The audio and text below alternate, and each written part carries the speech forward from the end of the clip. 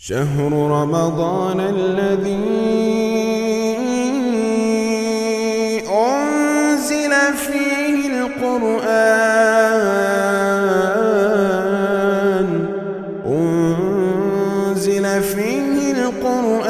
هدى للناس وبينات من الهدى والفرقان۔ قرآن حکیم کے 20ویں پارے کی تفسیر کا خلاصہ پیش کیا جا رہا ہے۔ سورہ نمل چل رہی ہے، اس کا کچھ حصہ 19ویں پارے کے آخر میں ہے اور کچھ حصہ 20ویں پارے میں تھوڑی دور تک چلا گیا ہے۔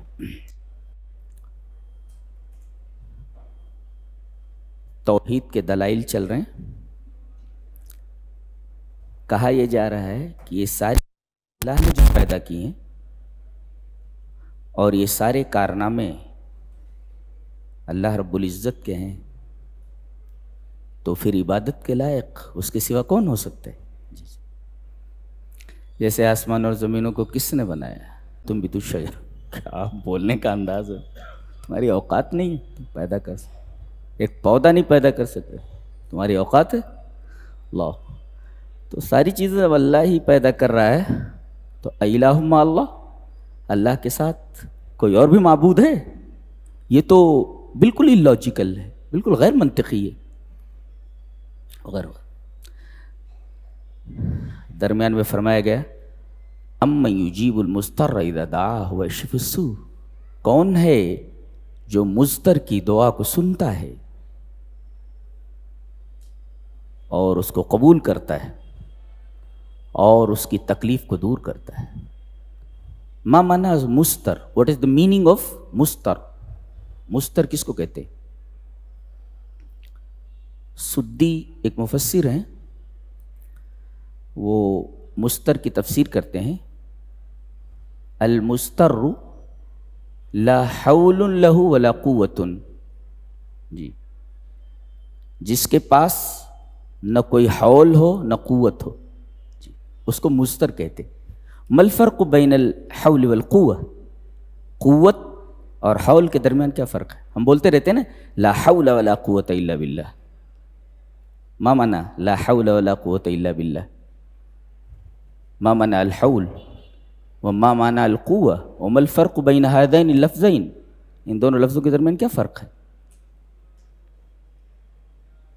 حول ہے میننگ موو، التحول من حالت الى حالت اخرى، ایک حالت سے دوسری حالت کی طرف منتقل ہونا، تحول، ٹو موو، منتقل ہونا۔ جی تو میرے رب میں ہل نہیں سکتا، میں حرکت نہیں کر سکتا جب تک تیری مدد نہ ہو۔ کیا بات، میں حرکت نہیں کر سکتا جب تک تیری مدد نہ ہو، یہ مطلب لا حول کا مطلب ہے میں حرکت نہیں کر سکتا۔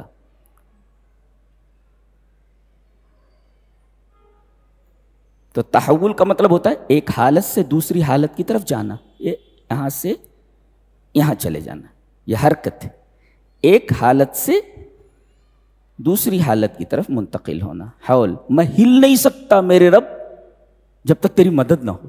اچھا، ولا قوہ، اور میرے پاس طاقت نہیں ہے کہ میں یہ کام کر سکوں، تو میں ہل نہیں سکتا۔ لا حول کا مطلب ہوا اللہ، بندہ یہ اعتراف کرتا ہے کہ میرے رب میں تیری مدد اور تیرے رحم کے بغیر میں ہل بھی نہیں سکتا۔ بندہ اپنے عجز کا اعتراف کرتا ہے، اپنی کمزوری کا اعتراف کرتا ہے، میں ہل بھی نہیں سکتا تیری مدد کے بغیر۔ اور لا قوہ، میرے پاس کوئی پاور نہیں ہے، قوہ مینس پاور، میرے پاس کوئی طاقت نہیں ہے کہ میں یہ عمل کر سکوں، تو میں یہ عمل کرنے کی طاقت نہیں رکھتا ایک، اور میں ہلنے کی طاقت نہیں رکھتا۔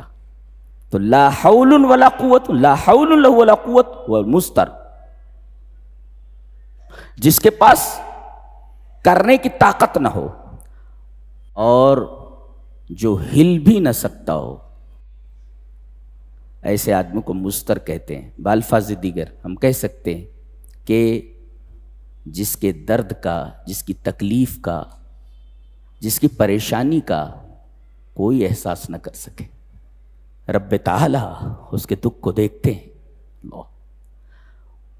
اس کے درد کو جانتے ہیں کہ میرے بندے کو کیا تکلیف ہے، میرے بندے کو کون سا دکھ۔ بندہ بول نہیں سکتا مگر رب تعالی اس کے درد سے واقف ہے۔ تو جو اپنا درد نہ بیان کر سکے، جو اپنا دکھ نہ بیان کر سکے، وہ یہ دیکھے کہ نہ میرے درد کو کوئی دور کر سکتا ہے، نہ میری تکلیف کو کوئی دور کر سکتا ہے۔ جب ایسی کیفیت پیدا ہو جائے تو وہ آدمی مستر ہو جاتا ہے، مستر۔ اور اب فرماتا ہے کہ دنیا کے سارے سہارے تیرا ساتھ چھوڑ دیں، میں تیرے ساتھ ہوں، میں تیرے ساتھ ہوں۔ میں یجیب المستر، مستر جب مجھ سے دعا کرتا ہے، پکارتا ہے مجھے، میں اس کی پکار کو سنتا ہوں، اس کا جواب دیتا ہوں۔ وَيَكْشِفُ السُّوءَ، اور جس دکھ کو دور کرنے کے لیے اس نے مجھے پکارا ہے، میں اس دکھ کو دور کر دیتا ہوں۔ وَيَكْشِفُ السُّوءَ، اس کی اس پریشانی کو، اس کے اس دکھ کو دور کر دیتا ہوں۔ تو مستر کسے کہتے ہیں؟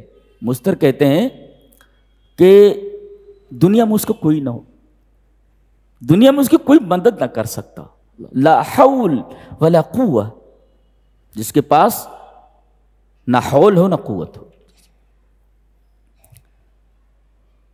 مسند احمد کی روایت ہے کہ دعوت المظلوم مستجابہ وَإِن كَانَ فَاجِرًا فَفُجُورُهُ عَلَى نَفْسِ۔ نبی کریم صلی اللہ علیہ وسلم نے ارشاد فرمایا مظلوم کی دعا مستجاب ہوتی ہے۔ مظلوم کسے کہتے ہیں؟ سارے لوگ اس کے اوپر ظلم کر رہے ہیں، جی سارے لوگ اس کے اوپر ظلم کر رہے ہوں، اس کا کوئی مددگار نہ ہو،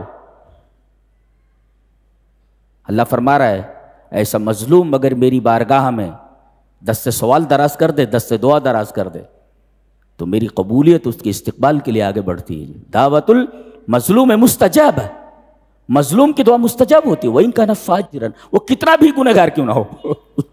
اللہ، آدمی کسی دکھ میں مبتلا ہو، کسی تکلیف میں مبتلا ہو، اس کے لیے ضروری نہیں کہ وہ مسلمان ہی ہو، ضروری نہیں کہ مومن ہو، ضروری نہیں کہ کوئی نیک آدمی ہو۔ وَإِن كَانَ فَاجِرًا وَإِن كَانَ كَافِرًا، کافر بھی ہو تو ہم اس کے دکھ کو دور کرتے ہیں۔ یہ ہمارا رب ہے، یہ رب ہے ہمارے جس کو ہم مانتے ہیں۔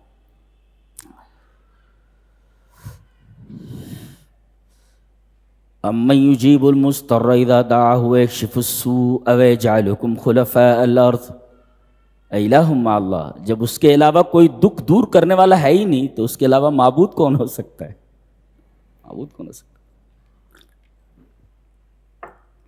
میرے دل کی دھڑکن کیا بول رہی ہے دنیا کے کسی شخص کو معلوم نہیں، وہ دل کی دھڑکنوں کی آواز سنتا ہے اور اس کو سمجھتا ہے۔ اللہ، تو اس کے علاوہ عبادت کے لائق کون ہو سکتا ہے؟ جب اس کے علاوہ یہ صفت کسی کی ہے ہی نہیں، جو دل کی دھڑکنوں تک کو سمجھتا ہو، تو اس کے علاوہ کون معبود ہو سکتا ہے؟ اللہ سبحان اللہ وبحمدہ۔ اس کے بعد فرمایا گیا قُلْ لَا يَعْلَمُ مَنْ فِي السَّمَاوَاتِ وَالْأَرْضِ الْغَيْبَ إِلَّا اللَّهُ، آسمانوں اور زمینوں میں جو بھی ہیں کسی کو غیب کا علم نہیں جی سوائے اللہ کے۔ اور حدیث عائشہ ہے جسے امام بخاری رحمہ اللہ کتاب التوحید کے اندر لائیں، وعن عائشہ رضی اللہ تعالی عنہ قالت من حدثك ان محمدا راى ربه فقد كذب وهو يقول لا تدركه الابصار ومن حدثك انه يعلم الغيب فقد كذب وهو يقول لا يعلم الغيب الا الله۔ حضرت عائشہ فرماتی ہیں کہ رسول اللہ صلی اللہ علیہ وسلم نے کہ حضرت عائشہ فرمایا جو تم سے یہ کہے کہ نبی کریم صلی اللہ علیہ وسلم نے اپنی آنکھوں سے اللہ کو دیکھا ہے وہ جھوٹ بولتا ہے، اس لیے کہ قرآن میں ہے آنکھیں اسے نہیں دیکھ سکتی، مرنے کے بعد جنت پہ اللہ کا دیدار ہوگا، اس سے پہلے نہیں۔ اور جو تم سے یہ کہے کہ نبی کریم صلی اللہ علیہ وسلم کو غیب کا علم تھا وہ بھی جھوٹ بولتا ہے، اس لیے کہ اللہ فرماتا ہے لا یعلم الغیب الا اللہ، اللہ کے علاوہ کسی کو غیب کا علم نہیں ہے۔ جی اس کے بعد ایک عجیب بات فرمائی جا رہی ہے کہ انک لا تسمع الموت ولا تسمع الصم الدعاء اذا ولوا مدبرین، تم مردوں کو نہیں سنا سکتے، اچھا، اور پھر کہا جا رہا ہے تم بہروں کو نہیں سنا سکتے۔ جی تو یہ پہلے موتا کا تذکرہ ہے کہ تم مردوں کو نہیں سنا سکتے، بعد میں ہے تم بہروں کو نہیں سنا سکتے، کیا مطلب ہے اس کا؟ تو یہ انک لا تسمع الموت یہ دعویٰ ہے، اور ولا تسمع الصم الدعاء اس دعوے کی دلیل ہے۔ دعویٰ کیا ہے؟ تم مردوں کو نہیں سنا سکتے، کیوں؟ اس لیے کہ تم بہروں کو نہیں سنا سکتے۔ جی اس لیے کہ بہرا تو زندہ ہے نا، کھاتا ہے، پیتا ہے، چلتا ہے، شادی بیاہ کرتا ہے، صرف کان نہیں ہے، جی تو نہیں سنا سکتے۔ اور جو مر گیا وہ تو نہ چل پھر سکتا ہے، نہ بول سکتا ہے، نہ سن سکتا ہے، تو مر گیا ہو۔ تو جب تم بہروں کو نہیں سنا سکتے تو مردوں کو کیسے سنا سکتے ہو؟ یعنی اگر میں کان لے لوں تو نہیں سنا سکتے، جان لے لوں تو کیسے سناؤ گے؟ جی کان لے لوں تو نہیں سنا سکتے، جان لے لوں تو کیسے سناؤ گے؟ وہ تو مر گیا، اس کی جان لے لی میں نے، کان لے لیا تو نہیں سنا سکتے، جو مر گیا اس کی تو میں نے جان لے لی، تو جان لے لوں تو کیسے سناؤ گے؟ لہذا مردوں کو نہیں سنا سکتے، مردوں سے اپنی حاجت نہیں مانگ سکتے، ان سے فریاد رسی نہیں کر سکتے۔ انک لا تسمع الموت ولا تسمع الصم الدعاء اذا ولوا مدبرین۔ اور کہتے ہیں کہ بہرا جب تک سامنے ہے، جب آپ بات کر رہے ہوں تو نہیں سن سکتا، لیکن اس کے ہاؤ بھاؤ سے کچھ باتیں سمجھ میں آ سکتی ہیں، لیکن اگر پیٹھ پھیر لے تو کچھ بھی نہیں سمجھ میں آتا۔ تو قرآن حکیم بولتا ہے پیٹھ پھیر لے تو اور نہیں سنا سکتے اس کو۔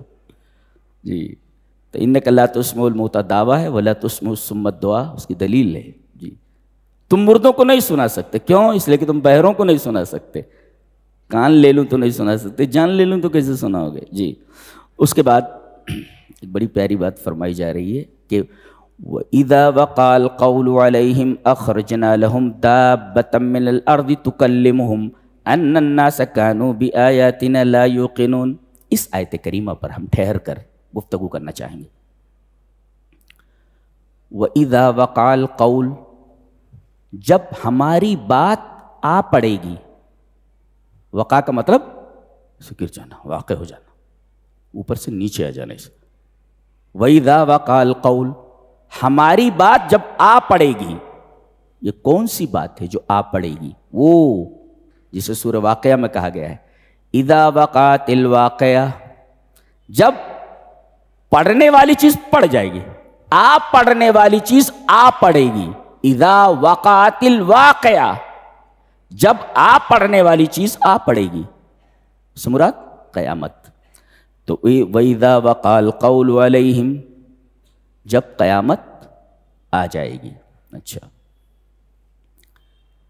قیامت کے آنے سے پہلے، سور پھونکے جانے سے پہلے 10 نشانیاں ظاہر ہوں گی۔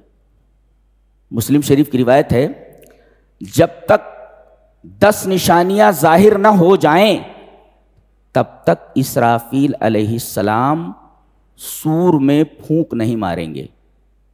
یعنی 10 نشانیاں جب ظاہر ہو جائیں گی فوراً سور پھونکنے کا حکم دے دیا جائے گا۔ یعنی قبیل الساعہ قیامت سے تھوڑا پہلے یہ 10 نشانیاں ظاہر ہوں۔ کون کون سی ہیں؟ خروج دجال، یہ کہیں ہے کسی جزیرے پر، جی تمیم داری مل چکے ہیں اس سے، پتہ نہیں کون سا جزیرہ ہے۔ جی خروج دجال ایک، نزول عیسیٰ علیہ السلام، ابھی وہ مرے نہیں ہیں، وہ انہیں موت آنی ہے، کل نفس ذائقۃ الموت۔ یہ دمشق کی جامع مسجد کے منار شرقی پر اتریں گے اور ایسا لگے گا جیسے ابھی نہا کر اترے ہوئے ہو عیسیٰ علیہ السلام. خروج دجال، دجال کا نکلنا، نزول عیسیٰ ابن مریم، حضرت عیسیٰ علیہ السلام کا نزول 2، اور تیسرے دخان، ایک دھواں اٹھے گا، دخان دھواں. چوتھے یاجوج ماجوج کا نکلنا، خروج یاجوج و ماجوج. اور پانچواں یہ یمن سے ایک آگ اٹھے گی جو تمام لوگوں کو میدان حشر کی طرف ہانکے گی. 5. اور سورج کا مغرب سے نکلنا. جی 7. اور سورج کے مغرب سے نکلنے کے فوراً بعد یہ دابہ کا نکلنا. جی 7. اور 3 جگہ زمین کا دھس جانا، ایک مشرق میں، ایک مغرب میں، ایک جزیرۃ العرب میں. یہ 10 نشانیاں جب تک ظاہر نہ ہو جائیں تب تک قیامت نہیں آئے گی، سور نہیں پھونکا جائے گا. ان 10 نشانیوں میں سے ایک نشانی کا تذکرہ یہاں کیا گیا ہے، خروج دابہ.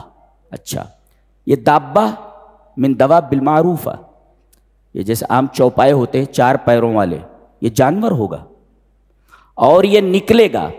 اخرجنا، ہم اس کو نکالیں گے.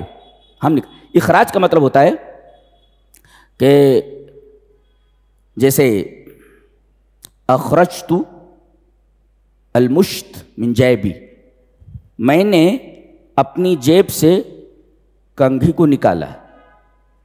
اخرجت المشت من جیبی، اپنی جیب سے میں نے کنگھی کو نکالا. هذا هو الاخراج. اور اخراج کا مطلب ہوتا ہے اظہار ما کان مخفیا، چھپی ہوئی چیز کو ظاہر کر دینا. ابھی چھپا ہوا نا، کنگھی کہاں ہے؟ چھپی ہوئی نا. اظہار ما کان مخفیا، جو چیز چھپی ہوئی تھی اس کو ظاہر کر دینا، وہ الاخراج. تو یہ چھپا ہوا کہیں. جی یہ کہاں چھپا ہوا ہے؟ فی الارض، زمین میں چھپا ہوا ہے. اللہ نے اس کو کہیں چھپا کر رکھا ہوا ہے، یہ چھپا ہوا ہے. پھر اللہ فرما رہا اس کو ہم نکالیں گے. زمین میں چھپا ہوا ہے اور زمین سے ہم اس کو نکالیں گے. اخرجنا، ہم اظہار ما کان مخفیا، چھپی ہوئی چیز ہے وہ، اس کو ہم نکالیں گے. یہ زمین میں چھپا ہوا ہے. دابۃ من الارض، زمین میں چھپا ہوا ہے، اس کو ہم نکالیں گے، ظاہر کریں گے. اچھا کیا ہو گئے؟ چوپایا ہوگا، 4 پیر ہوں گے اس کے. یہ کب نکلے گا؟ سورج مشرق سے نکلنے کے بجائے جب مغرب سے نکلے گا اس کے تھوڑی دیر کے بعد، وقت الضحیٰ، چاشت کے وقت. یعنی سورج مغرب سے نکلا، سورج کے مغرب سے نکلنے کے تھوڑی دیر بعد یہ نکلے گا. یہ تو کب نکلے گا؟ یہ سورج کے مغرب سے نکلنے کے تھوڑی دیر بعد، چاشت کے وقت یہ نکلے گا. کہاں سے نکلے گا؟ زمین سے نکلے گا. نکالے گا کون؟ رب تعالیٰ فرما رہے ہم نکالیں گے. اچھا یہ کون ہوگا؟ یہ دابہ ایک چوپایا ہوگا 4 پیروں والا. اچھا کیا کرے گا؟ یہ تکلمہم، ان سے بات کرے گا. اب 2 باتیں ہیں، کن سے بات کرے گا، پھر کیا بات کرے گا. یہ دونوں چیزیں ہونا. کن سے بات کرے گا؟ یہ تکلمہم، ان سے بات کرے گا. کن سے بات کرے گا یہ، اور کیا بات کرے گا یہ 2 چیزیں جاننا ضروری. اس کا جواب دیا جائے گا کن سے بات کرے گا یہ. ان الناس کانوا بآیاتنا لا یوقنون، جو ہماری نشانیوں پر یقین نہیں رکھتے تھے ان سے بات کرے گا یہ. ہدہد سلیمان علیہ السلام سے بات کرتا تھا، کیسے نہیں سمجھ میں آ رہا ہے. جی عصا کو ڈالا گیا زمین پر، اژدہا بن گیا، سمجھ میں نہیں آ رہا ہے. جی جی شہر سبا سے ایک تخت میٹر پلک جھپکتے فلسطین منتقل ہو گیا، نہیں سمجھ میں آ رہا ہے. جی جی یہ ساری چیزیں ہیں. چیونٹی کیا بول رہی ہے حضرت سلیمان، سمجھ میں نہیں سمجھ میں آ رہا ہے، نہیں سمجھ میں آ رہا ہے. تو یہ سب اللہ کی نشانیاں ہیں. اور جو لوگ انکار کرتے ہیں، جو لوگ یقین نہیں رکھتے، ان سے یہ بات کرے گا کہ دیکھو میں بھی تو بات کر رہا ہوں، جانور ہو کر کے میں بات کر رہا ہوں. جن چیزوں کے اوپر تم ایمان نہیں رکھتے تھے، ایقان نہیں رکھتے تھے، دیکھو میں بول رہا ہوں نا، ایسے ہی ہدہد بولتا تھا، اور ایسے ہی سلیمان علیہ السلام ہدہد کی بات سمجھتے تھے جیسے تم میری بات سمجھ رہے ہو جی۔ تکلمہم، ان سے بات کرے گا وہ، کن سے؟ اور اس مفہوم کی وضاحت ایک حدیث میں کی گئی ہے، حضرت عبداللہ ابن عمرو ابن عاص سے مروی روایت ہے کہ یہ قیامت قائم ہوگی شرار الناس پر، سارے کے سارے لوگ برے ہوں گے، ایک بھی آدمی اچھا نہیں رہے گا، سارے اچھے لوگ دنیا سے چلے جائیں گے، سارے برے لوگ رہیں گے، جب ایک بھی آدمی اچھا نہیں رہے گا سور پھونک دیا جائے گا۔ ہاں تو یہ نکلے گا اس وقت جب سارے کے سارے بدبخت لوگ ہی ہوں گے، ان کے اوپر قیامت قائم ہوگی، سارے کے سارے ایسے ہوں گے جو یقین نہیں رکھتے اللہ کی نشانیوں پر، ان سے بات کرے گا۔ اور کیا بات کرے گا؟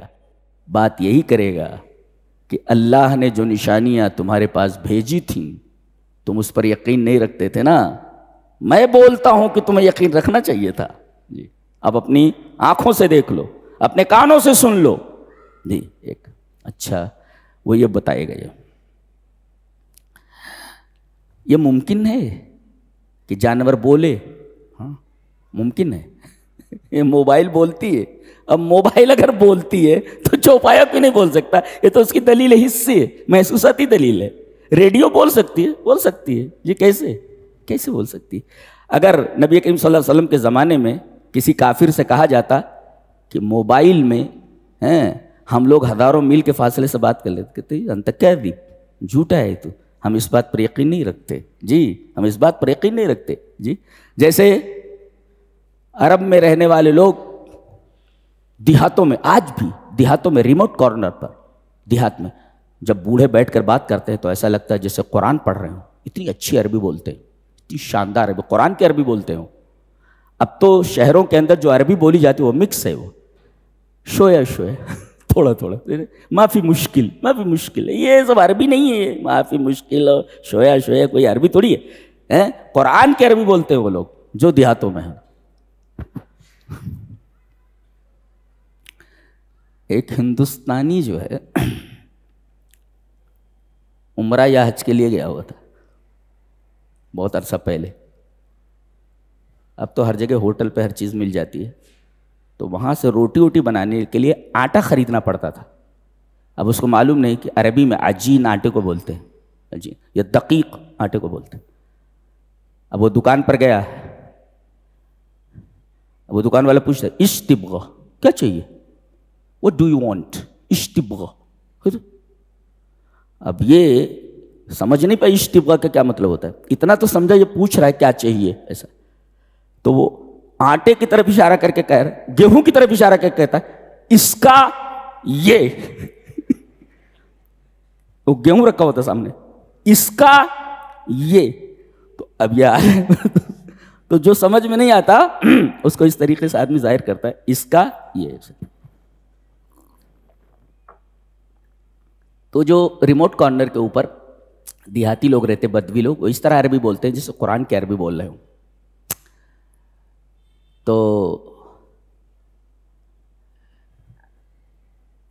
ان لوگوں کو معلوم ہوا کہ کچھ لوگ انڈیا سے آئے ہوئے اور ایک عجیب قصہ سنا رہے ہیں۔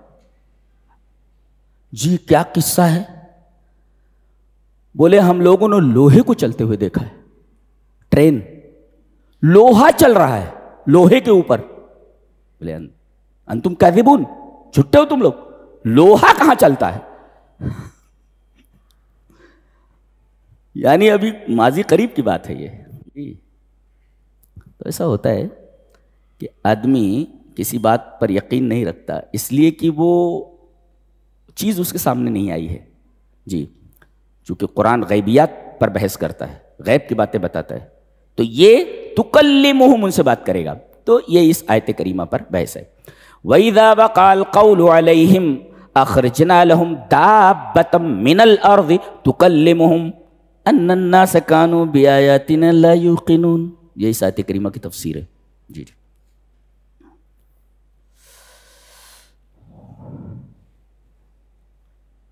اس کے بعد سورہ قصص ہے، بڑی عجیب و غریب سورہ ہے جی۔ اس کی ابتدا میں اللہ نے ایک عورت سے وعدہ کیا ہے اور اس کو پورا کیا ہے. اور اس سورہ کریمہ کے آخر میں اللہ نے اپنے نبی جناب محمد الرسول اللہ صلی اللہ علیہ وسلم سے ایک وعدہ فرمایا، اس کو پورا کیا اس نے. جی اس سورہ کریمہ کے شروع میں اللہ نے ایک عورت سے ایک وعدہ کیا ہے، ام موسیٰ سے، موسیٰ علیہ السلام کی والدہ سے. کیا؟ بیٹے کو صندوق میں ڈال کر کے دریا کے حوالے کر دے، دریا کے حوالے کر دے. میرے رب ڈوب جائے گا یہ. رب نے فرمایا ہم وعدہ کرتے نا، ان ارادو الیک، ہم بچے کو تیری طرف لوٹا دیں گے. اللہ، یہ وعدہ ہے اللہ. اور اللہ لوٹایا حضرت موسیٰ کو ان تک. جی اور نبی سے فرمایا گیا تھا ان الذی فرض علیک القرآن لرادک الی معاد، میرے حبیب قرآن آپ کے اوپر فرض کیا گیا ہے. ہاں یہ قرآن سنت نہیں ہے، نفل نہیں ہے، یہ قرآن فرض ہے، فرض ہے. اس پر ایمان لانا، اس کی تلاوت کرنا، اس کی تبلیغ کرنا، اس پر غور و فکر کرنا، غور و فکر کو لوگوں تک بیان کرنا. جی لوگوں سے بیان، یہ ساری چیزیں فرض ہیں. یہ اگر تم ایسا کرو گے تو تم کو ہم پھر مکہ لوٹا دیں گے جہاں سے تمہیں نکالا گیا ہے. اور آج بھی مسلمان جب تک قرآن کے ساتھ وہی نہیں کریں گے جو نبی نے قرآن کے ساتھ کیا ہے، تب تک ہماری کھوئی ہوئی قداست، ہماری کھوئی ہوئی عزت نہیں مل سکتی. جی اگر آپ کو کھوئی ہوئی عزت حاصل کرنا ہے تو قرآن حکیم جو فرض ہے اس کے اوپر آپ کو عمل کرنا ہے. فرض کا مطلب کیا؟ اس پر ایمان لانا فرض ہے، اس کی تلاوت کرنا فرض ہے، اس پر عمل کرنا فرض ہے، اس کی تبلیغ کرنا فرض ہے. جی اور اللہ تبارک و تعالیٰ نے اس وعدے کو پورا فرمایا، آپ کو مکہ واپس بھیج دیا، لوٹا دیا. اور عجیب بات تو یہ ہے کہ موسیٰ علیہ السلام 8 سال کے بعد شادی وادی کر کے مدین سے مصر لوٹے، 8 سال بعد لوٹے. اور نبی کریم صلی اللہ علیہ وسلم مکہ سے نکل کر کے جب مدینہ آئے تو دوبارہ 8 سال کے بعد مکہ روانہ ہوتا. یہ عجیب و غریب بات ہے، دونوں نبیوں میں اس طریقے کی مماثلت ہے. اور کیوں نہ ہو کہ انبیاء بنی اسرائیل کا سب سے معزز نبی ہے، سب سے بڑا عالم ہے یہ موسیٰ، سب سے بڑا عالم ہے. جی اور اس کے معجزے ایسے ہیں آدمی سوچ لے تو حیران ہو جائے. جی عصا ڈال دے تو اژدہا بن جاتا تھا. اور صوبان کہا گیا، صوبان مس اژدہا، اژدہا. اور مبین کہا گیا، مبین، مبین مانے واضح، یعنی صرف آنکھوں کا دھوکہ نہیں ہے، وہ حقیقت میں سانپ بن گیا، حقیقت میں اژدہا ہے. صوبان کے ساتھ مبین لائے گا. مبین، مبین مینس ظاہر، یعنی حقیقت میں وہ لاٹھی، وہ عصا اژدہا بن گئی ہے، وہ اژدہا ہے. وہ ایسے نہیں جادوگروں کے جادو کی طرح میسمرائزڈ ہو گئی آنکھیں، ایسا نہیں ہے، حقیقت میں وہ سانپ بن گیا ہے، عصا. اور ایسے نبی کے بارے میں ہمارے نبی نے فرمایا لو بدا لکم موسیٰ فاتبعتموہ وترکتمونی لضللتم عن سواء السبیل. اگر آج موسیٰ آ جائیں اور مجھے چھوڑ کر تم ان کی اتباع کرنے لوگے تو گمراہ ہو جاؤ گے. اتنا بڑا نبی ہے. تو نبی کریم صلی اللہ علیہ وسلم کی زندگی میں اور حضرت موسیٰ علیہ السلام کی زندگی میں بڑی حد تک مماثلت ہے. اور ان میں اور حضرت یوسف کی زندگی میں بڑی مماثلت ہے. کن میں؟ موسیٰ میں اور یوسف میں، اور نبی کریم صلی اللہ علیہ وسلم میں اور حضرت موسیٰ میں. جی 8 سال بعد یہ مدین سے لوٹے ہیں اور نبی کریم صلی اللہ علیہ وسلم مدینہ سے مکہ آئے ہیں 8 سال کے بعد حاضر. یہ مماثلت ہے. اس میں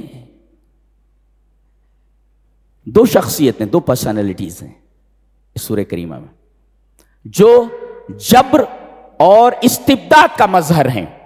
جی ایک ہے فرعون اور دوسری پرسنالٹی ہے قارون. یہ فرعون استطال علی الناس بجبروت الحکم والسلطان، اس نے لوگوں کے اوپر قہر برسایا حکومت اور اقتدار پا کر. اور قارون استطال علی الناس بجبروت العلم والمال، اور یہ دوسرا جو ہے قارون، اس نے لوگوں کے اوپر ظلم کیا ہے علم اور مال کے جبروت کے ذریعے. اسے مال اور علم کا جبروت حاصل تھا. جی. اور فرعون کو اقتدار اور حکومت کا جبروت حاصل تھا. ایک کو علم اور مال ملا, اس نے لوگوں پر ظلم کیا, اور ایک کو حکومت اور اقتدار ملا, اس نے ظلم کیا. جی. اور عجیب بات یہ ہے, آیت کریمہ دیکھیں بڑی عجیب, بہت نکتہ ہے, شاید سینکڑوں تفاسیر آپ پڑھ جائیں یہ نکتہ آپ کو نہیں ملے گا. غور سے سنیں, آپ تیار ہیں؟ کتنا عجیب و غریب نکتہ ہے. فرمایا گیا ان فرعون علا, ہو یہ علا, تم ہم, یہ علا, علا بولے تو ہم, تو یہ علا ہے. علا یہ بجبروت الحکم والسلطان. ما معنی الجبروت؟ الجبروت کا مطلب ہوتا ہے آپریشن. آپریشن نہیں, آپریشن, OPPRESSION. آپریشن means دباؤ. That is called جبروت. آپریشن, دباؤ. جبروت کا مطلب ہی ہوتا ہے ایسے کسی چیز کو ایسے پریس کرنا, ایسے دبانا, اوپریس, ایسے دبانا, ایسے اس کو جبروت بولتے ہیں. جبروت. تو یہ اقتدار اور حکومت پا کر کے یہ لوگوں کو دبا رہا تھا, اوپریس کر رہا تھا, اور یہ مال اور علم پا کر کے یہ اوپریس کر رہا تھا, لوگوں کو دبا. جبروت, آپریشن, القسوہ, العنف, تشدد اور سختی. یہ سختی کرتا تھا علم اور مال کے ذریعے, اور وہ سختی کرتا تھا اقتدار اور حکومت کے ذریعے. یہ دو مظاہر ہیں, دو پرسنالٹیز ہیں جبروت کی. اور پورے قرآن حکیم میں یہ لفظ کئی جگہ آیا ہے, جبروت, جبر. اور کہیں بھی اللہ تبارک و تعالی نے جبروت کی مدح نہیں کی. ہر جگہ جبروت کو مقام ذم میں, مقام مذمت میں ذکر فرمایا ہے. جیسے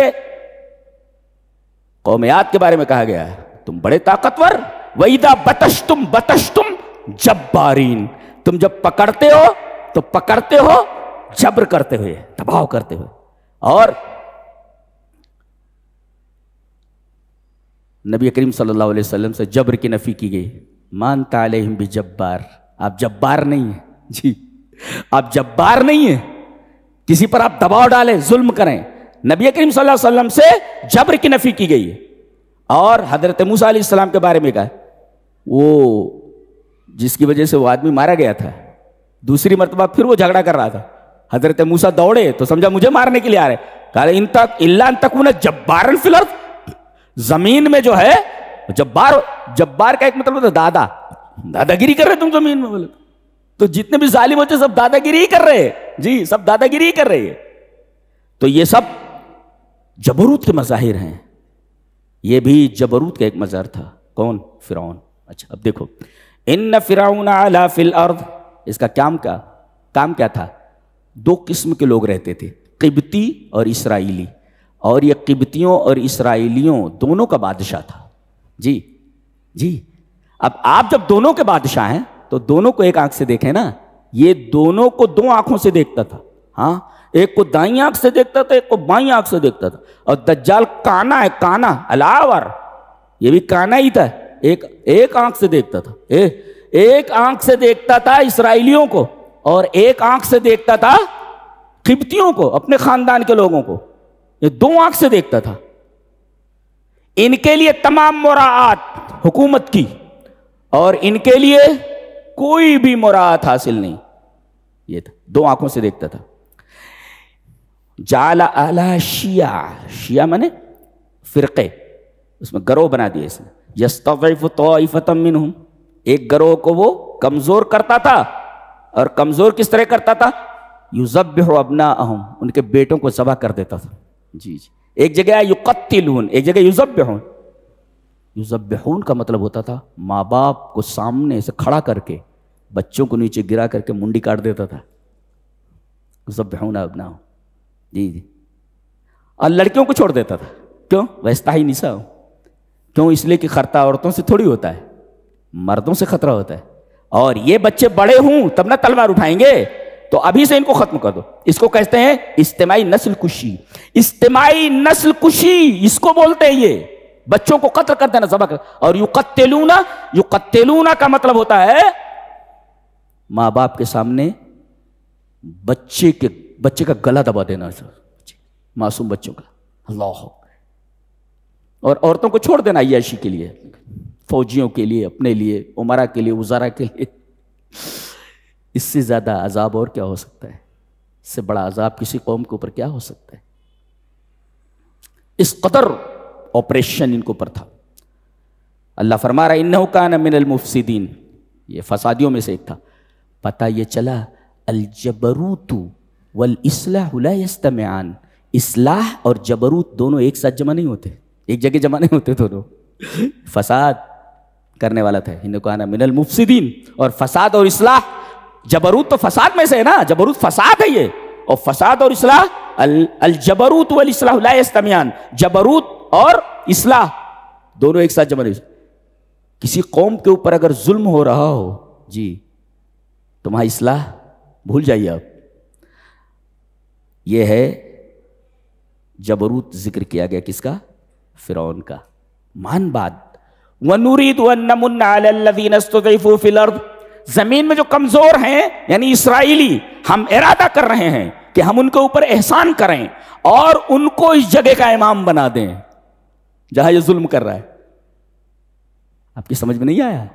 سمجھ میں یہ آنا چاہیے کہ یہاں دیکھیے پہلے ظلم کا تذکرہ ہے جی، اور اللہ فرما رہا ہے کہ یہی زمین ہم تمہیں دینے والے ہیں، ہم کمزوروں کی مدد کرنے والے ہیں، اور درمیان میں ان دونوں آیتوں کے کوئی فصل نہیں ہے، لیس بینہما فاصل۔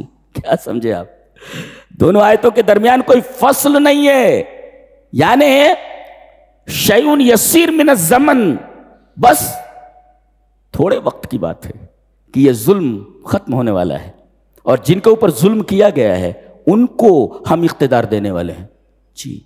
یہ ہے نکتہ، یہ ملا پہلے اس میں ہے شعور الخوف، خوف کا احساس، فرعون ہمارے اوپر دباؤ ڈال رہا ہے، فرعون ہمارے ساتھ برا سلوک کر رہا ہے، خوف، اور مان بات شعور العمل جی، امید کا احساس۔ امید نہیں سمجھ میں آیا آپ کو؟ پہلی آیت کے اندر شعور الخوف، خوف کا احساس، مان بات شعور العمل،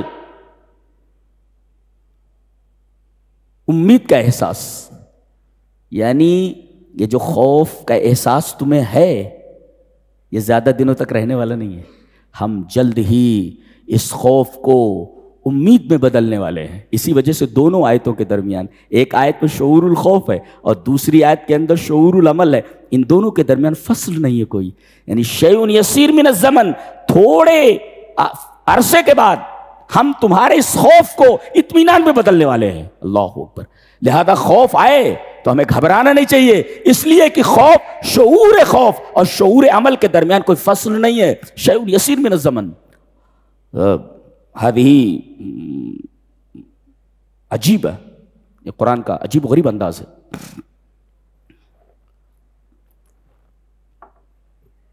جو ہمارے دلوں میں امید کی جوت جلاتی ہے،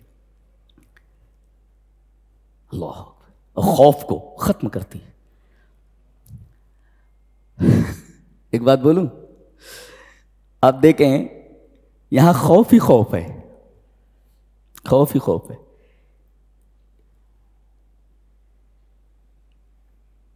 حضرت موسیٰ کی ماں ہیں، ان کو خوف ہے، کس کو؟ موسیٰ کی ماں کو، کہ میرے بیٹے کو پتہ نہیں فرعون چھوڑے گا یا قتل کر دے گا، میرا بچہ بچے گا کہ نہیں۔ اللہ نے فرمایا فَإِذَا خِفْتَ عَلَيْهِ، جب تمہیں خوف ہو اس کے اوپر۔ دیکھو موسیٰ کی ماں کو خوف ہے، یہاں خوف ہے، ان کی بہن کو خوف ہے۔ کن کو؟ ان کی جو بہن ہے موسیٰ کی، جب صندوق ڈال دیا گیا تو یہ دور سے اس کو دیکھتے ہوئے چل رہی ہیں، اور اس طرح چل رہی ہیں کہ کسی کو پتہ نہ چلے کہ یہ صندوق کے اوپر نظر کر رہی ہے۔ اللہ تبارک و تعالیٰ کسی کے اوپر کسی کو بچانے کا ارادہ فرمائے تو ایک چھوٹی بچی کو دنیا کا بہترین جاسوس بنا دیتی ہے، یہ کسی مفسر نے لکھا ہے۔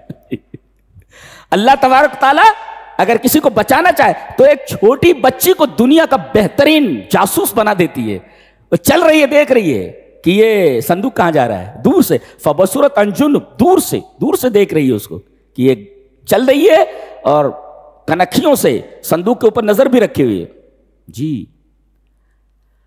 تو بہن کو خوف ہے، پتہ نہیں میرا بھائی بچے گا کہ نہیں، یہ کہاں جا رہا ہے یہ صندوق؟ بہن کو خوف ہے، ماں کو خوف ہے کہ بچہ بچے گا کہ نہیں بچے گا. اچھا، اور حضرت موسیٰ کو خوف ہے کس بات کا؟ کہ میں نے تو غلطی سے ایک آدمی کو مار دیا ہے. جی، پھر موسیٰ کو خوف ہے. فرمایا گیا کہ موسیٰ علیہ السلام کو ایک آدمی کہتا ہے کہ تیرے قتل کا پلان بن رہا ہے، تو فخرج منہا خائفا، تو یہ خوف سے شہر سے باہر بھاگ گئے، بھاگ نکلے. یہ 8 دن چلتے رہے، پتے کھا کھا کر کے، آدمی پیروں میں چپل نہیں ہے، پتے کھا کھا کر کے 8 دن کا سفر کیا ہے اس نبی نے. اللہ، خوف سے فخرج منہا خائف. تو موسیٰ کی ماں کو خوف ہے میرا بچہ بچے گا کہ نہیں بچے گا، ان کی بہن کو خوف ہے، موسیٰ علیہ السلام کو خوف ہے.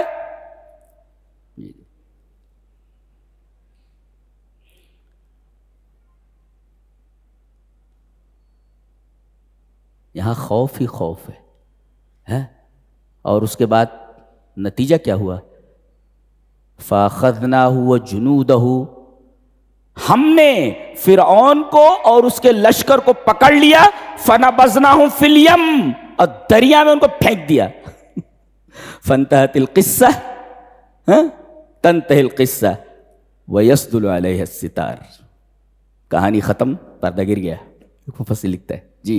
تو یہاں دیکھو، خوف کو امن میں تبدیل کر دیا گیا. خوف تھا نا، ان کو دریا میں ڈبو دیا گیا. اور ایک کو جو جبروت کا دوسرا مظہر تھا، قارون، فخسفنا بھی وبدارہ الارض، ہم نے اس کو اس کے گھر کے ساتھ، اس کے خزانوں کے ساتھ زمین میں دھسا دیا. یہ جبروت کے 2 مظہر تھے، ایک کو پانی میں ڈبو دیا گیا اور ایک کو زمین میں دھسا دیا گیا. فانتہت القصہ، قصہ ختم. اور واسدلت الستار، پردہ گر گیا. سبحان اللہ. اور اس سورہ کریمہ میں 5 عورتوں کا بیان ہے، اور 5 کا تعلق موسیٰ سے ہے. حد عجیب، 5 عورتیں ہیں، 5 کا تعلق موسیٰ سے ہے. موسیٰ کی ماں، اس لیے کہ وہ تو ماں ہے. بہن، وہ بھی موسیٰ کی بہن ہے، موسیٰ سے تعلق ہے. اور تیسرے وہ 2 لڑکیاں جہاں پہنچے ہیں مدین، ایک تو ان کی بیوی ہو گئی ہے اور ایک ان کی سالی ہے. جی، 2 4، اور 4 عورتیں ہوئیں، اور ایک عورت اور بھی ہے، فرعون کی بیوی. یہ ان کی وجہ سے بچے ہیں، یہ ان کی وجہ سے بچے ہیں. فرعون آیا، کہا کہ سنا ہے کوئی بچہ جو صندوق میں بہتا بہتا ادھر آئے، لاؤ، دو مجھے کہ میں اس کو قتل کر دوں. وہ کہہ رہے ہیں لا تقتلوہ عسیٰ ان ینفعنا او نتخذہ ولدا، شاید یہ ہمیں نفع پہنچائے اور ہم اسے اپنا بیٹا بنا لیں. یہ اس عورت کی وجہ سے، آسیہ بنت مزاحم کی وجہ سے بچے ہیں حضرت. یہ بچے تو اس عورت کا خونی تعلق نہیں ہے آپ سے، لیکن یہ عورت حضرت موسیٰ کو بچانے کا ایک زبردست کردار ادا کر رہی ہے. اور عجیب بات تو یہ ہے کہ کہتا تھا میں سب سے بڑا رب ہوں، ایک بچہ نہیں پیدا کر سکا. بچہ پیدا نہیں کر سکا. تو کہتا تھا انا ربکم العالی، ایک بچہ نہیں تھا. بیوی کہہ رہے رہن دو، اسی کو بچہ بنا لیتے.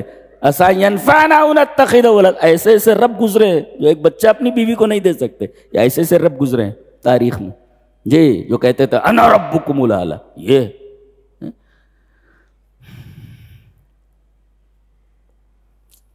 حضرت موسیٰ علیہ السلام کو جب اللہ کے کہنے پر ان کی ماں نے صندوق میں ڈال کر کے حوالے دریا کر دیا، تو حضرت موسیٰ کی ماں کی کیفیت کیا تھی؟ اللہ نے اس کیفیت کو ذکر فرمایا، اور فرمایا اس وقت ان کے ساتھ میرا احسان رہا ہے. وَأَصْبَحَ فُؤَادُ أُمِّ مُوسَىٰ فَارِغًا، موسیٰ علیہ السلام کے ماں کا دل فارغ ہو گیا. ما معنی فارغ؟ خالیم من کل ما سوا موسیٰ، موسیٰ کے علاوہ ہر چیز سے حضرت موسیٰ علیہ السلام کی ماں کا دل خالی ہو گیا. صرف اور صرف موسیٰ ہی ان کے ذہن میں تھے، بقیہ ساری چیزیں ان کے دل سے نکل گئیں. یہ مطلب ہے فارغ ہونے کا. جی، ان کا دل فارغ ہو گیا. فارغ ہونے کا مطلب خالی من کل ما سوا موسیٰ، موسیٰ علیہ السلام کے علاوہ ان کا دل ہر چیز سے خالی ہو گیا. اور اللہ فرما رہا ہے یہ ظاہر کر دیتی کہ میرا بچہ ہے وہ. لولا اربتنا علی قلبها، اگر ہم ان کے دل کو مضبوط نہ کرتے، ہم نے ان کو دل کو مضبوط کر دیا، ورنہ یہ ظاہر کر دیتی میرا بچہ ہے اور مار دیے جاتے یہ. یہاں بھی اللہ کا احسان ہے. دیکھیے ایک مفسر لکھتا ہے المؤمن المبتلا مربوط قلبہ، مومن کے اوپر آزمائش جتنی آتی ہے اتنا اس کا دل مضبوط ہوتا ہے. جی لہذا جب آزمائشیں آئی تو گھبرائیے نہیں، یہ سمجھیے کہ اللہ ہمارے اوپر جو آزمائشیں ڈال رہا ہے اس سے ہمارا اسٹیمنا بڑھ رہا ہے، ہمارے دل مضبوط ہو رہے ہیں. المؤمن المبتلا مربوط قلبہ، مومن جس کے اوپر آزمائشیں آتی ہیں تو جتنی آزمائشیں آتی ہیں وہ سب اس کے دل کو مضبوط کرنے کے لیے آتی ہے. اتنی بڑی آزمائش کوئی اور آزمائش ہو سکتی ہے کہ بیٹا حوالے دریا کر دیا گیا ہے؟ اللہ فرما رہا ہے ہم نے ان کے دل کو مضبوط کیا، اور ہم نے دل کو مضبوط کیا تو وہ ظاہر نہ کر سکی کہ یہ میرا بیٹا ہے، ورنہ مار دیے جاتے. جی اللہ.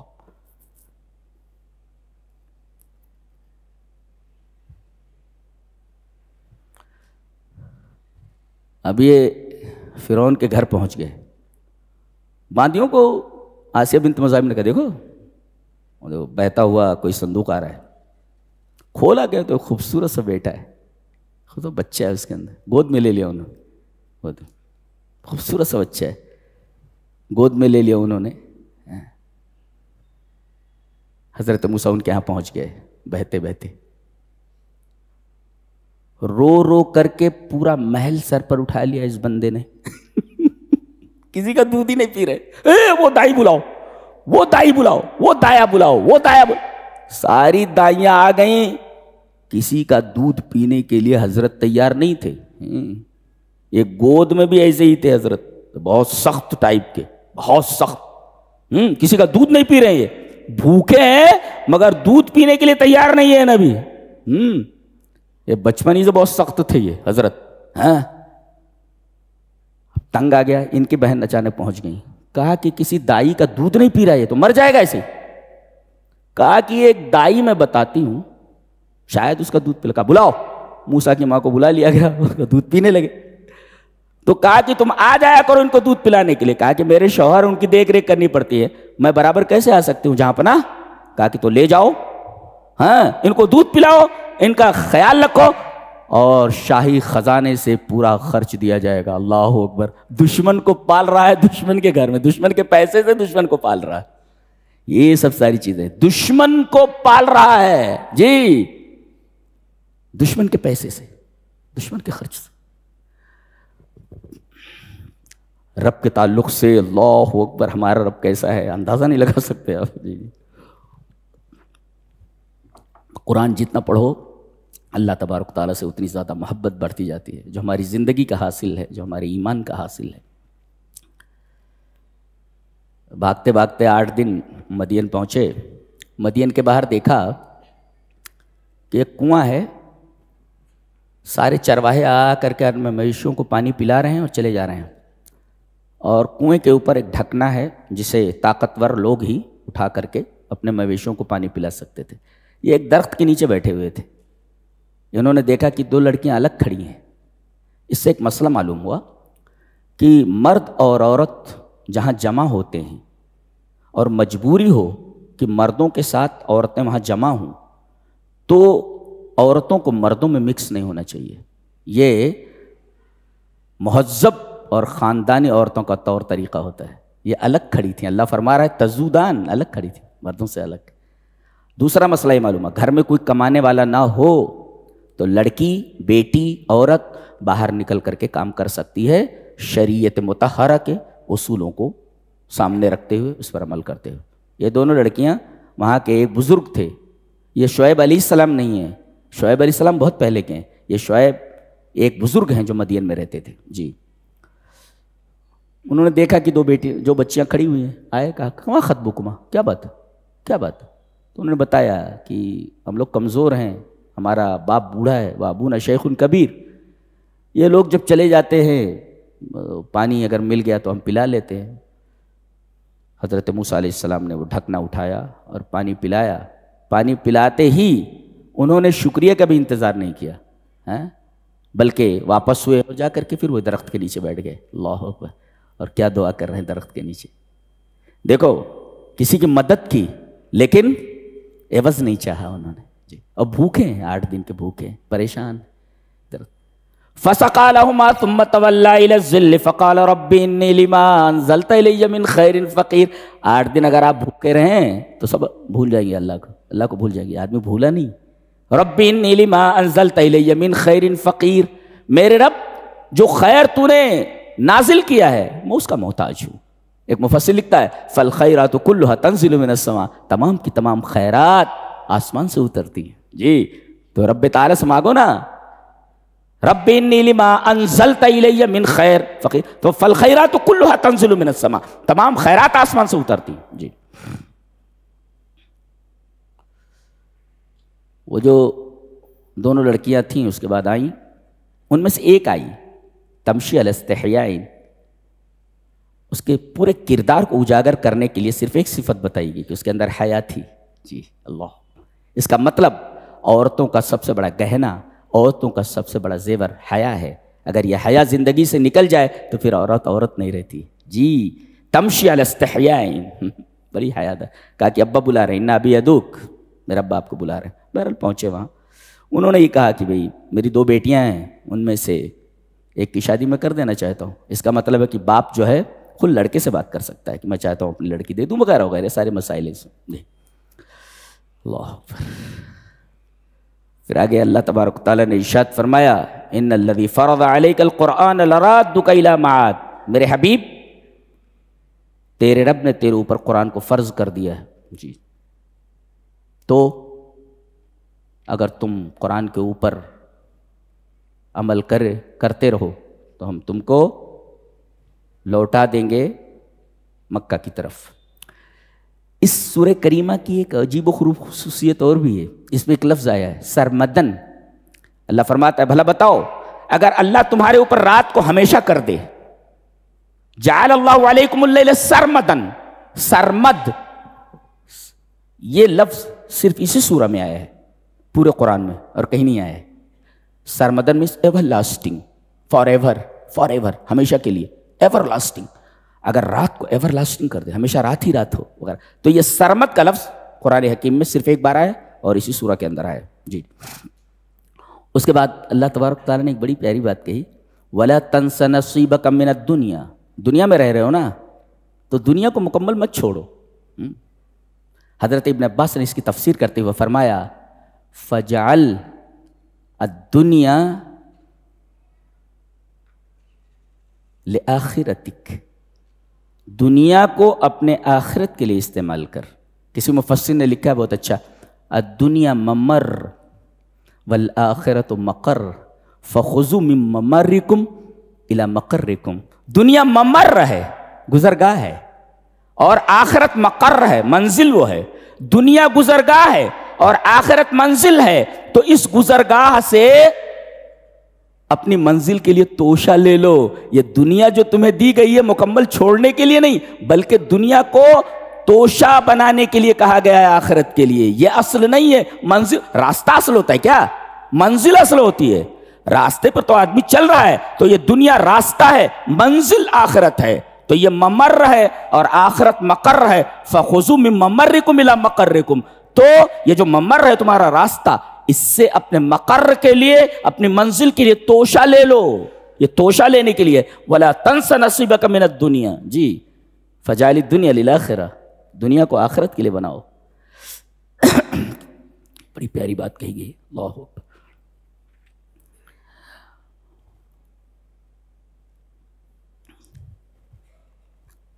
سورہ کبوت. عنکبوت مینس اسپائڈر، مکڑی.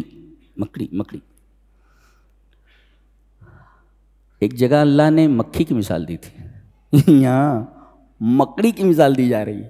کیا؟ مثل الذین اتخذوا من دون اللہ اولیاء کمثل العنکبوت.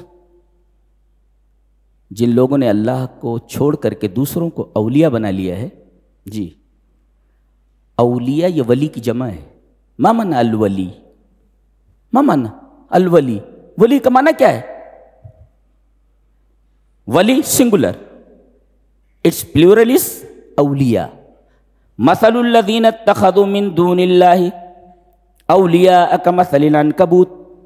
تو ولی سنگولر ہے اور اولیاء پلیورل ہے. تو what is the meaning of ولی؟ ولی کہتے ہیں اجعل الاول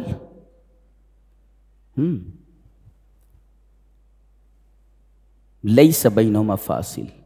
دو چیزیں ہیں اسے، یہ دو چیزیں ہیں. تو یہ جو ثانی ہے اس کو اول کر لو. یہ جی بیچ میں کوئی فصل نہ ہو، ایسے بیچ میں فصل نہ ہو کوئی ایسے ولی. تبھی کہتے ہیں ہذا یلی ذاک، یہ اس سے متصل ہے، یہ متصل ہے ایسے بیچ میں کوئی فصل نہ ہو. تو اللہ کو چھوڑ کر کے دوسروں کو ولی بنا لینا، یعنی اس کو چھوڑ کر کے اس کو ولی بنا لینا. اس کو یہ مثل الذین اتخذوا من دون اللہ اولیاء بنا لیا. اچھا ان کی مثال کیسے؟ کمثل عنکبوت، لائک اے اسپائڈر، اور وہ بھی مکڑی کے گھر کی طرح ہے. کمثل عنکبوت، یہ عنکبوت کی طرح ہے. عنکبوت یہ جو ہے نا عربی کے لفظ عقبہ سے ہے، ا-ق-ب، عین چھوٹی کف بے. عقبہ کا مطلب ہوتا ہے شدت السیر، تیزی سے چلنا. اس کے جالے میں کوئی مکھی آتی ہے نا یا کوئی کیڑا، تیزی سے جھپٹا مارتے اس کو پکڑ لیتی ہے. That is the meaning of عقبہ. عنکبوت اسی سے، یہ تیزی سے دوڑ کر کے اس کو پکڑ لیتی ہے جا کر کے. اس وجہ سے اس کو عنکبوت کہتے ہیں. یہ فعللوت کے وزن پر ہے جی. تو یہ مکڑی کی طرح ہے. مکڑی کی 8 پیر ہوتے ہیں جی، چونٹی وغیرہ کے کم ہوتے ہیں، اس سے 6 پیر ہوتے ہیں کچھ. تو یہ اس کے 8 پیر ہوتے ہیں. سمانیۃ ارجل وست عیون، اس کے 8 پیر ہوتے ہیں اور 6 آنکھیں ہوتی ہیں. یہ اس کے اسپائڈر کو، مکڑی کو اللہ نے اس کے گھر کو سب سے کمزور گھر کہا ہے. کیوں؟ اس لیے کہ دنیا کا واحد گھر ہے کہ اس میں کھڑکی نہیں ہوتی، اس میں کوئی دروازہ نہیں ہوتا جی. اس میں نہ کوئی کھڑکی ہے نہ کوئی دروازہ ہے، کھلا ہوا ہے یہ. اور جو گھر کھلا ہوا ہو، گھر میں دروازے نہ ہوں، وہ گھر غیر محفوظ ہوتا ہے، کوئی بھی اس میں داخل ہو جائے. اللہ فرما رہا ہے دوسروں کا سہارا لینا بالکل ایسے ہی ہے جیسے مکڑی کا گھر، کوئی بھی گھس جائے اس میں، غیر محفوظ ہے، وہ غیر محفوظ ہے، وہ غیر محفوظ ہے. کمثل عنکبوت